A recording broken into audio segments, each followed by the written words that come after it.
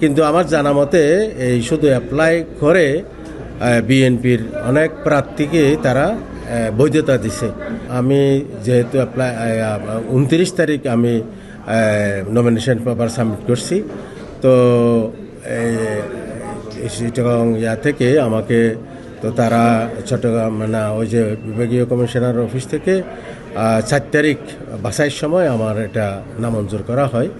তো এই নামঞ্জুর করছে যে ইউএস সিটিজেনশিপ আমার আছে সেজন্য।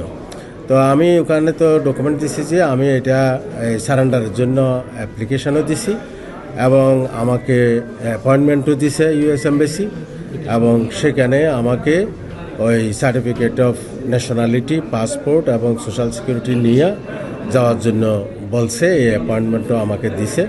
তো যেহেতু এটা প্রক্রিয়াধীন, সেজন্য আমি আমার এটা অ্যাকসেপ্ট করার জন্য অ্যাপিল করেছি।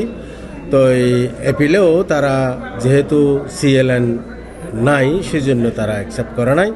কিন্তু আমার জানা মতে এই শুধু অ্যাপ্লাই করে বিএনপির অনেক প্রার্থীকে তারা বৈধতা দিছে।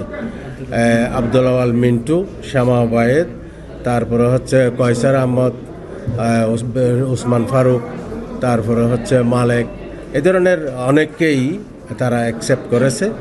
তো এই কাজেই এটা যেহেতু নমিনেশন দেবার আগে তো সারেন্ডার করার কোয়েশ্চেন আসে না, তো সেজন্য আমি নমিনেশনের পরেই তো সারেন্ডার প্রক্রিয়াটা শুরু করব। তো কাজেই এটা আমারটা লিগ্যাল ওয়েতেই আমরা আছি, এবং আমি যে ইন্টেনশন এটা অ্যাপ্লিকেশান দিছি এবং আমাকে এটা অ্যাকসেপ্ট করে আমাকে পেপার সাবমিট করার জন্য তারা যে দিছে, সেটা প্রসেসিংয়ের মধ্যেই আছে। এটা অ্যাকসেপ্ট করা উচিত ছিল। আর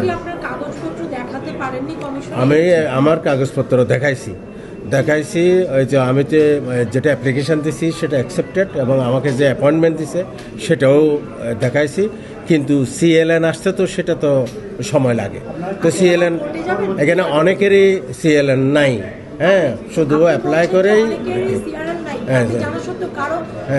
তো এখন এখন এটার একটা সমাধান তো হইতে হবে।